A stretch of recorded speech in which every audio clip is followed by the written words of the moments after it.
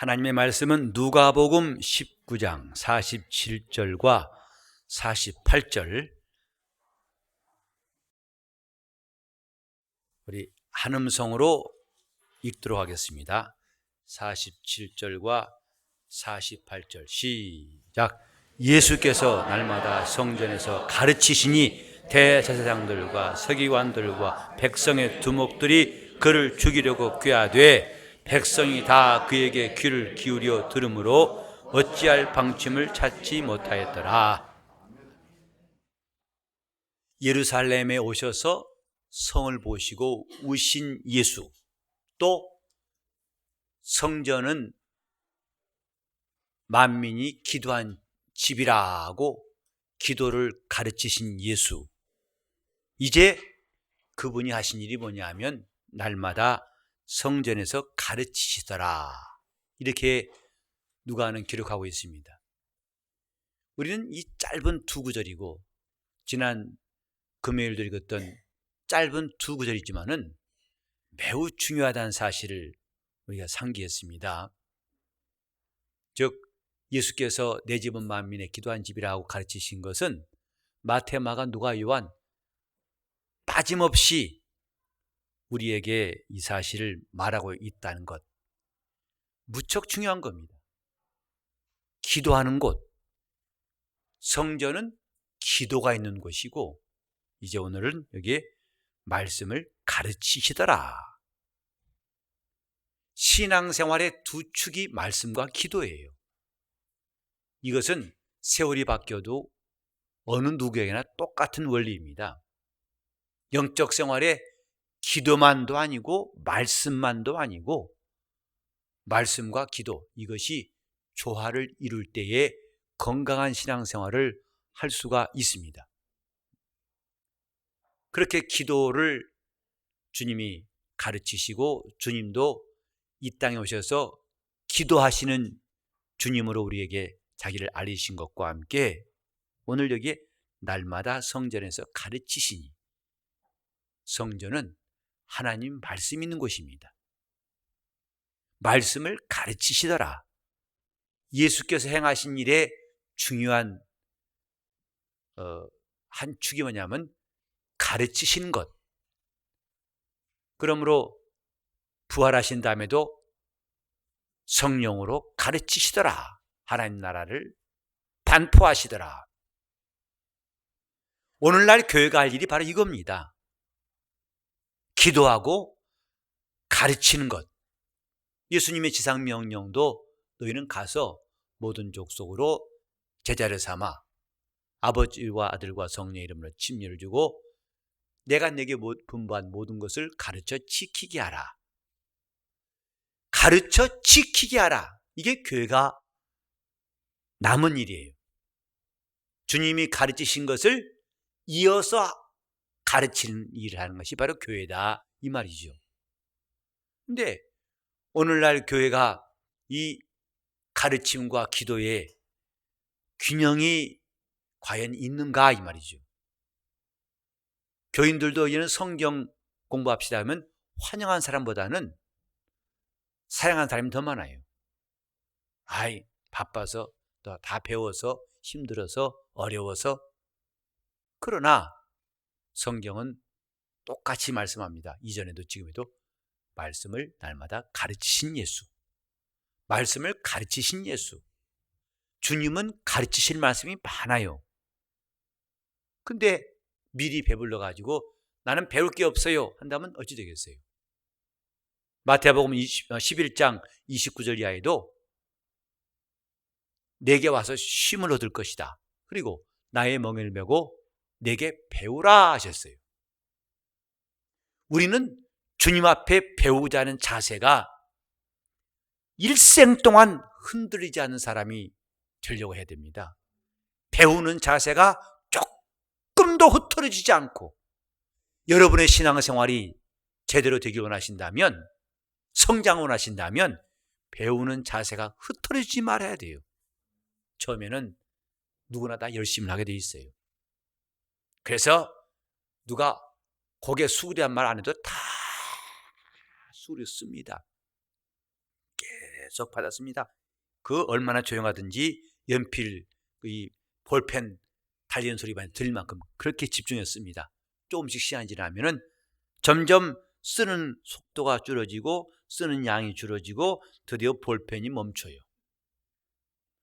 그 다음 단계는 고개가 올라가요. 그 다음 단계는 몸이 뒤로 가요. 그 다음 단계는 팔짱을 끼기 시작해요. 그걸로 끝난 게 아니라 이제는 위아래 조화를 이루려면 다리를 꽈야 딱 맞습니다. 팔짱 끼는 것과 다리 꼬는 것, 그건 참 조화가 잘 돼요. 팔짱만 끼었으면 불편하거든요. 자연스럽게 팔짱 딱 꽈야 됩니다. 근데 그게 끝이냐? 아닙니다. 내려옵니다, 눈이. 내려오는 게 끝이냐? 아닙니다. 열립니다, 입이. 그게 끝이냐? 아닙니다. 나옵니다, 침이. 그럼 나온 게 전부냐? 아니에요. 책이 퉁퉁 붓습니다. 아마 경험이 있을 거예요. 이렇게 자세가 흔들려요. 우리는 지금 주님 앞에 자신이 부족하다는 말을 그냥 허사로 말하지 말고 내가 부족한지 안다면 배우는 자세가 흐트러지지 말아야 됩니다. 집중하고 배우는 겁니다. 내가 많이 알았다고 자만할 것도 없고, 많이 들으면 뭐합니까? 내게서 그것이 안 나오는데, 많이 배우면 뭐합니까? 그것이 내 몸에 배이고 익숙치 않은데, 속된 말로 박사학위 따면 뭐합니까? 그 방면의 전문가가 안 되면 학위만 남아있을 뿐입니다. 공부했다는 흔적은 남아있지만은 박사 학위가 빛나려면 진정으로 그 방면의 전문가가 돼야 되는 거거든요. 이렇게 많이 배웠으면 뭐합니까? 그 자기에게 유익이 돼야 되죠. 확신이 되고 담력이 되고 믿음이 되고, 그러면 그것만 되면 뭐합니까? 그것이 남을 감화하고 감동시켜서 그들도 하게 만들어야 배운 목적이 있지 않습니까? 지금 가르치시더라. 왜 주님이 날마다 일까? 주님이 가르치신 데는 휴강일이 없어요. 방학이 없어요. 날마다 합니다. 날마다 가르치신 예수. 어디서? 성전에서. 그래 교회는 성경 교육이 계속돼야 합니다.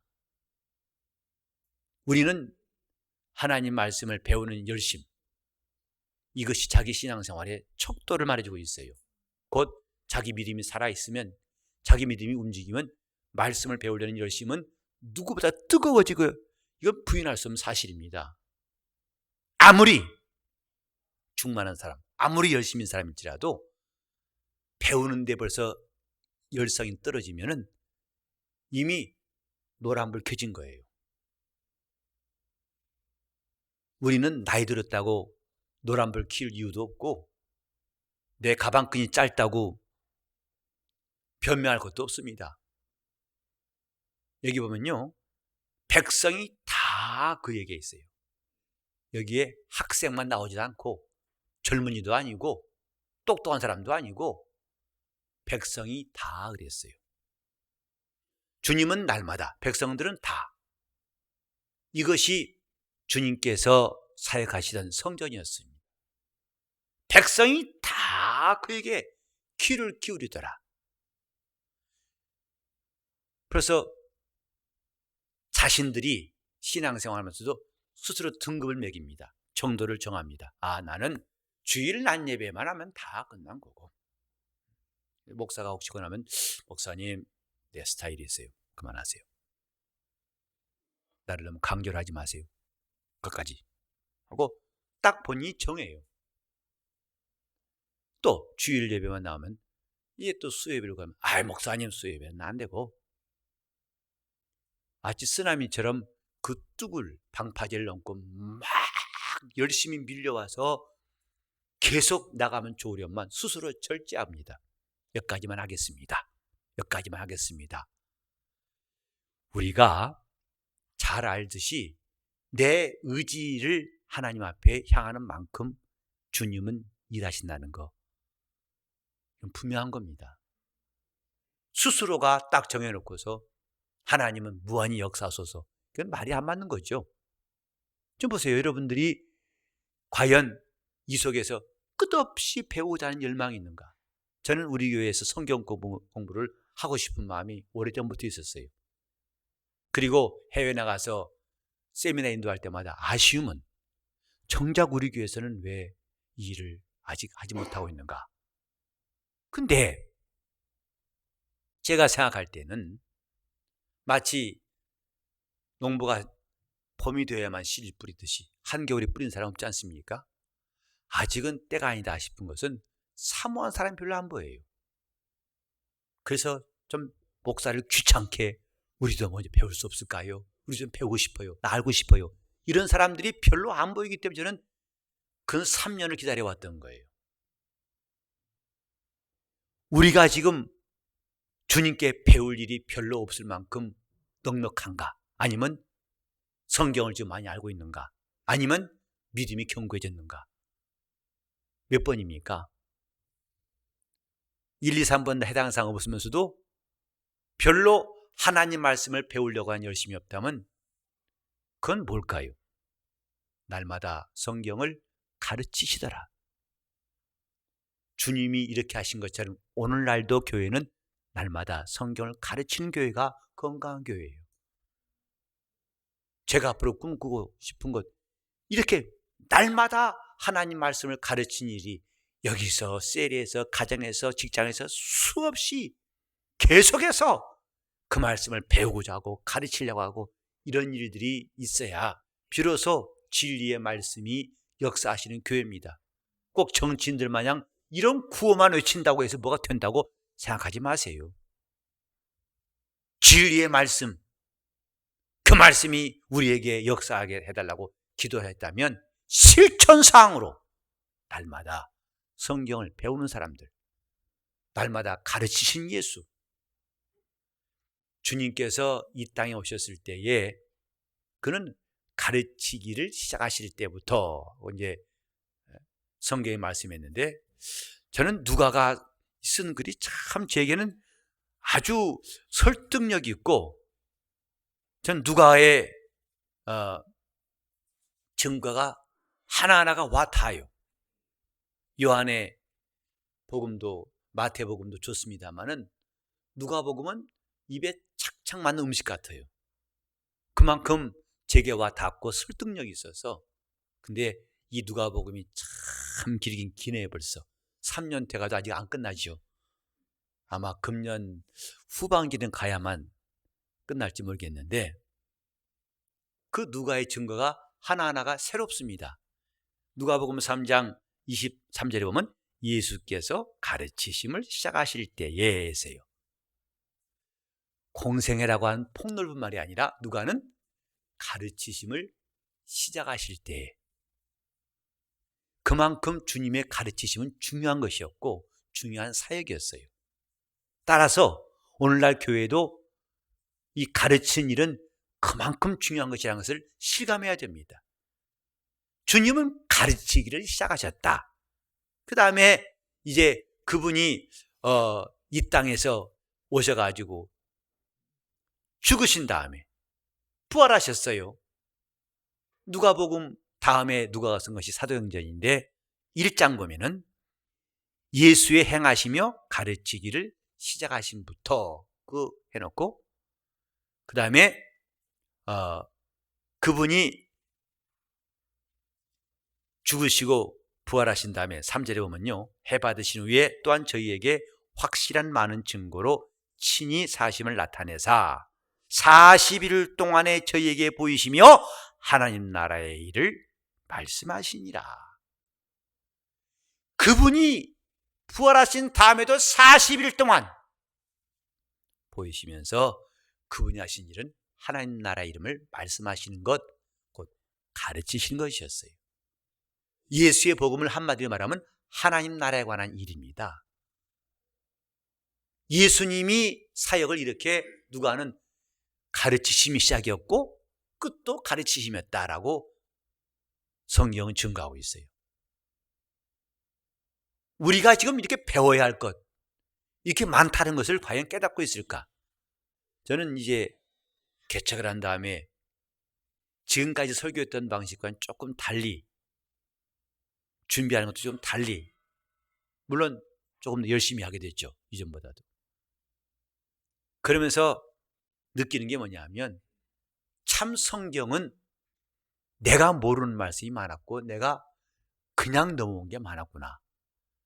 상고하다 보니까 그 말씀의 깊은 뜻을, 그 사건의 놀라운 의미를 점점 더 가까이 깨닫는 기쁨이 있어요.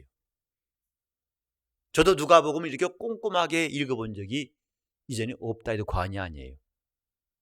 물론 다른 복음서보다도 누가복음은 본문으로 많이 택한 적이 있습니다만은 빼곡하게 한두 절도 그냥 지나가지 않고 꼼꼼하게 볼 수 있었던 기회가 저에게는 참 소중한 기회였었고, 제가 지금까지 깨닫지 못했던 은혜를 저도 받기 시작한 것이 누가복음이었어요.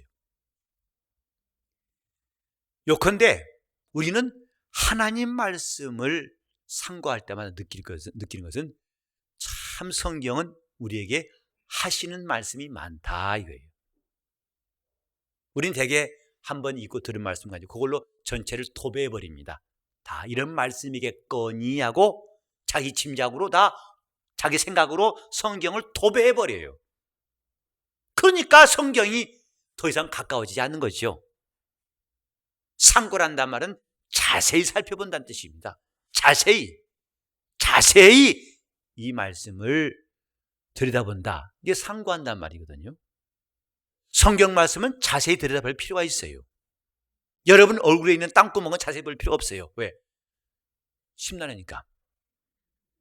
얼굴에 있는 티는 자세히 보지 마세요. 그건 괴롭습니다. 그러나 성경은 1.1핵을 벌리는 사람처럼 상고할 필요가 있어요. 왜? 거기서 성경이 우리에게 가르치신 말씀이 이전에 있던 그것이 전부가 아니고 얼마나 풍성한지, 얼마나 놀라운지를 깨닫기 때문입니다. 날마다 성경 가르치신 예수, 어디서? 성전에서. 우리는 여기서 배워야 됩니다. 교회는 가르친 일이 계속돼야 되고 가르친 일에 열심을 해야 됩니다. 왜 주님이 이렇게 시작부터 부활하시고 40일 동안 이 땅에 계실 때도 계속 가르쳤을까? 첫째는 주님이 하실 말씀이 참 많다는 겁니다. 이미 요한복음 16장 12절에 말씀했어요. 내가 너희에게 이를 말이 많이 있다. 그러나 지금은 감당치 못한다. 13절에 그러나 진리의 성령이 오시면 너희를 모든 진리 가운데로 인도하실 것이다. 저는 진리의 영이다. 지금은 내가 말해도 알아듣지 못하지만은 그러나 성령이 오시면 너희를 진리 가운데로 인도하실 것이다. 성령께서는 이 말씀의 깊이와 높이와 부피를 무한 우리가 깨닫고 얻을 수 있도록 역사하시는 분이에요. 성령에 감동될수록 이전에 읽었던 본문이 그 깊이를 더하고 그 감동을 더한다는 것은 적어도 많은 사람들이 경험하고 있는 바입니다. 저도 성경 볼 때마다 기왕에 가졌던 편견을 다 물리치고 오직 이 성경을 깨달으려고 하는 열심, 이 성경을 그대로 보려고 하는 열심, 이것을 사모하게 됩니다. 그럼 다 같이 합시다. 날마다 성경을 가르치신 예수. 왜 가르쳤을까? 그분은 하실 말씀이 많아요. 요즘 시대가 뭐냐면 들어주는 사람이 없는 시대라고 할 수 있어요. 반대로 할 말은 많은데 자기 말을 들어준 사람이 없어요. 그래서 신종 직업 가운데 뭐냐면 들어주는 일이 있어요. 들어보셨어요? 돈 받고 들어줘요. 그냥 답변할 거 없어요. 말해보세요. 예, 그래요. 예. 1시간 되면 돈 올라가요. 또 올라. 이 사람은 들어요. 그러니까 이 사람 와가지고 자기 돈 내고 제발 내가 하고 싶은 말 많은데 들어주세요. 자기 주위엔 들어줄 자가 없다는 게. 그래서 억지로 돈을 주고 사서라도 자기 말을 들어줄 사람을 찾는 고독한 시대가 현대입니다. 저도 우리 성도들과 이렇게 회의할 때라든지 모임할 때, 교제할 때 가급적이면 많이 들으려고 그래요. 왜? 나이 들면 들수록요 말이 많아진대요. 즉 비중을 볼 때 듣는 것보다도 하는 말의 비중이 점점 늘어난대요. 그러니까 여러분 주름살만 지운다고 나이가 들어진 게 아니라 주름살 다 지우면 뭐합니까? 말 타기가 본인이 다 하는데 그것으로 자신이 늙었다는 걸 증명하지 마시고 진짜 젊어지려면 들어주세요. 들어주시고 제가 웬만하면 운영위원한테 제가 가급적 들으려고 제가 말이 나와도 듣고 또 듣고 자예요. 왜? 상대방이 할 말이 있는데 그 말을 못하게 하고 집에 돌려버려보세요. 얼마나 속상하겠어요. 아까 그 말 하고 싶었는데 나왔는 말을 다시 전하니까 얼마나 힘들겠어요 이게. 우리는 그거 생각하면서 나보다도 주님은 하실 말씀이 많다. 왜? 그 나라가 어떤 나라인지 이 땅의 사람들은 이해할 수가 없어요. 한두 마디에 이해할 수 있겠냐고요. 제가 1시간 설교해가지고 이 하나님 나라를 다 설명할 수 있겠냐고요. 진리를 다 말할 수 있겠냐고요. 그러니까 목사가 일생 동안 설교를 성실하게 했다 할지라도 과연 그 나라에 대해서 얼마나 말할 수 있을까? 그나마 성실하지 않고 게으름 피고 바람 새는 소리는 한다면 과연 어찌 되겠을까? 주님은 하실 말씀이 많습니다. 그러므로 우리가 신앙을 가진 사람이라면 이렇게 말해야 됩니다. 주여 말씀하시옵소서. 주여 내게 말씀하소서. 내가 주님의 음성에 더 이상 귀를 막지 아니하고 듣고자 하오니 주여 말씀하소서.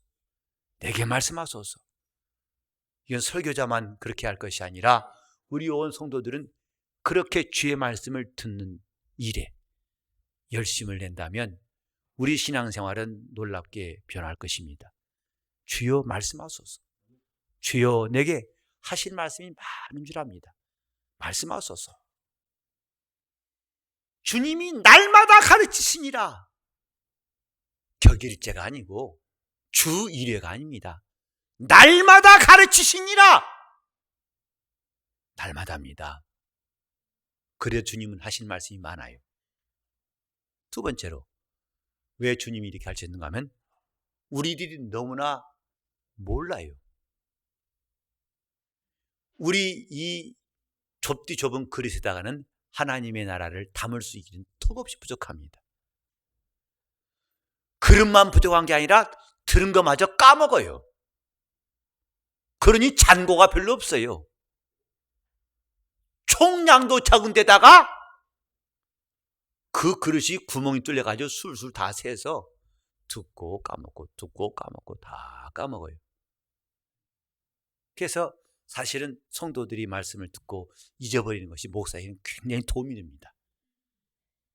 왜? 다음에 또 그 말에도 새롭게 들으니까 새로운 말씀이야. 근데 얼마 전에 했던 말씀이거든요. 그래서 어머 이런 말씀이 해놓고 나중에 보다 노트 필요가 보니까 저 했던 거네. 저는 그래서 목사 개인 입장에서는 여러분이 부지런히 잊어버린 거 저는 감사해요. 듣고 빠져나가고 듣고 빠져나가고 참 바람 통하듯이 그렇게 창문을 양쪽에 열어놓으면 바람 들어왔다 나가죠. 아주 감사한 일인데 그러나 그건 마냥 즐거워할 수 없는 것은 그랬다가는 일생 동안에 배운 게 없어요. 우리는 지금 너무나 모른다는 사실을 과연 얼마나 실감하고 있는가? 너무나 성경에 대해서 무식하다는 것을 과연 우리가 얼마나 인정하고 있는가? 그걸 인정한다면 사모할 겁니다. 더 알고자 하고 더 믿고자 하고 더 깨닫고자 하고 사모할 겁니다. 날마다 성경을 가르치신 예수, 이것은 하나님의 뜻이에요. 예수를 보내신 뜻은 그가 이렇게 우리에게 그 나라를 가르치시려고 오신 것인데, 자, 이렇게 하나님의 뜻, 곧 날마다 성경을 가르치신 예수 앞에 두 부류의 사람이 있어요. 하나는 뭐냐면 대제사장과 서기관들, 또 백성의 두목들입니다. 그들은 예수가 하신 일을 어떻게 대처했는가 하니 그를 죽이려고 꾀하더라 했어요. 그 입을 막으려고 했어요. 더 이상 말할 수 없도록. 하나님 나라의 일을 그만! 제발 그만! 안 되니까 그를 십자가에 죽였어요. 그만하시오! 예수가 하신 일을 회방 놓고 시비를 걸고 시험한 일이 많이 나와 있죠. 그런가 하면 또 한편 사람들은 백성들인데 그들은 다 그에게 귀를 기울여 들음으로, 그냥 들었다 하지 않고 누가는 귀를 기울여 들음으로 했어요. 참 누가의 이 기록 자체가 정말 한마디 한마디가 와 닿아요. 백성이 들었더라 아니라 백성이 다 그에게 귀를 기울여 들었다. 한 사람은 예수 그리스도를 죽이려고 날마다 궁리하고 있고, 또 한편에서는 귀를 기울여 들려가고 있고, 오늘 우리는 어느 쪽인가 생각해 봅시다. 아니, 예수 믿는 사람 치고 누가 예수를 죽이려고 하겠어요? 그러나 주님 말씀을 듣기 시작한 사람은 이런 사람들과 목적은 똑같아요. 예수를 죽이려는 목적, 제발 그만하라는 거예요. 자기들의 미천이 드러나고 정체가 드러난 일들을 두려워해서 예수의 입을 막고자 했던 것이 예수를 죽이려 했던 목적이에요. 그만 말씀하세요! 다만 방법만 다를 뿐이지 오늘 주님 말씀을 듣기 시작한 사람은 이들과 별반 다를 바가 없는 거 아니겠어요? 아이 그만해 목사님, 맨날 그냥 목사님만 설교 성경 배우면 아무것도 없는 것 같아요. 그래요, 뭐가 더 있겠어요? 아니 성경 배우는 것만큼 중요한 일이 또 뭐가 있겠어요? 근데 어느새 실증을 냅니다. 즉 이 대제사장들이 예수가 가르치신 것을 싫어했다는 건 금방 여러분 이해하실 수 있죠? 우리도 그 말씀 듣기를 싫어한다면 이들과 동류라 해도 할 말이 없어요. 오늘 우리는 말씀을 사모한 열심이 불리듯이 우리 모두에게 일어났으면 좋겠어요. 말씀을 사모하고 믿음 없는 것도 말씀이 없기 때문에 믿음이 안 생기는 겁니다. 하나님을 믿지 못하는 것도, 의심하는 것도 말씀이 없기 때문에 의심이 생기는 거예요. 어찌 마음에 의심이 일어나느냐? 부활하신 주님은 말씀하셨어요. 어찌 네 마음에 의심이 일어나느냐? 그 말씀을 이 안에 둘 데가 없으니까, 말씀이 없으니까 의심이 일어나는 것이고, 요한복음 8장 보면은 나를 죽이라는구나. 왜냐? 내 말이 너희 속에 있을 것이 없으므로. 왜 그 말씀이 없을까? 내 말을 들을 줄을 알지 못함이니라. 주님은 날마다 가르치시고 계속 말씀했으나 말씀을 들을 줄 알지 못하니까 그 말씀이 들어와서 있을 것이 없고 마침내 그들은 예수를 죽이는 일로 갈 수밖에 없다 이 말입니다. 이 두 가지의 무리, 예수의 입을 닫으려고 하는 그들의 계획과 오히려 그 말씀의 귀를 기울여라 하는 또 하나의 무리, 오늘 우리 교회가 어떤 쪽으로 가야 할지는 너무나 분명한 겁니다. 우린 그저 예배 나와서 설교 들었다는 것으로서 배부르다 할 것이 아니라 날마다 성경 가르치신 예수의 그 마음을 좀 이해할 수 있는 시간 되었으면 합니다. 그분이 왜 날마다 가르쳤을까? 왜 날마다 방학도 없이 휴일도 없이 그분은 날마다 성경을 가르치시니라. 백성이 다 나오매 여기에 나이 든 사람 적은 사람 관계없어요. 똑똑한 사람 미련한 사람 관계없어요. 초신자 오래된 사람 관계없어요. 똑같이 백성이 다 그에게 나와 귀를 기울여 말씀을 듣더라고 했습니다. 여러분, 우리는 정말 주님의 교회란 말을 늘 마음에 두면서 그 교회가 어떤 교회일까? 어떤 모습일까? 바로 이런 모습들 하나하나가 우리 교회에서 드러날 때에 주님이 원하시는 교회는 이루어질 겁니다. 만물을 충만케 하신 자의 충만은 우리 교회에 있게 될 것입니다. 날마다 말씀을 가르치신 예수, 그게 성전의 본분이 자세입니다. 내 집은 만민의 기도한 집이다, 그게 성전의 본모습이에요. 우리는 이 본분을 제쳐두고 이 교회가 엉뚱한 방향으로 가지 않도록, 사교장으로 흘러가고 다른 방법, 다른 프로젝트를 만들어서 그렇게 새로운 것이라 해서 그렇게 가는 어리석은 일이 없도록 말씀과 기도에 전무한 것이 주님의 교회, 참 성전이신 예수 모신 주님의 교회의 모습인 것입니다. 자, 우리 이제부터 그분의 말씀에 귀를 기울이는 착하고 좋은 마음이 있기를 바랍니다. 이것이 좋은 땅이에요. 우리는 그 서로가 서로를 격려하면서 우리도 말씀에 귀를 기울입시다. 그 말씀을 열심히 배웁시다. 그 말씀을 우리가 마음에 받아서 그 말씀으로 믿음을 가집시다. 그 믿음이 점점 더 성장하게 하고 우리가 더욱더 신령한 사람이 되어서 성장하도록 합시다 하고, 이렇게 사랑과 사랑을 격려하는 것이 우리의 셀이 되고, 이런 운동이 일어날 때 우리 교회는 진정한 성장이 있고 성숙이 있게 될 것입니다. 이런 교회를 주님은 찾고 싶으실 거예요. 이렇게 말씀과 기도로 사는 교회가 어디 있는가 그분이 찾으실 때 우리가 다 그분 앞에 발견될 수 있도록 하시길 바랍니다. 자, 예수도 알기 원하는 사람들은 큰 소리로 아멘 하시면 다 아멘 하겠지 뭐.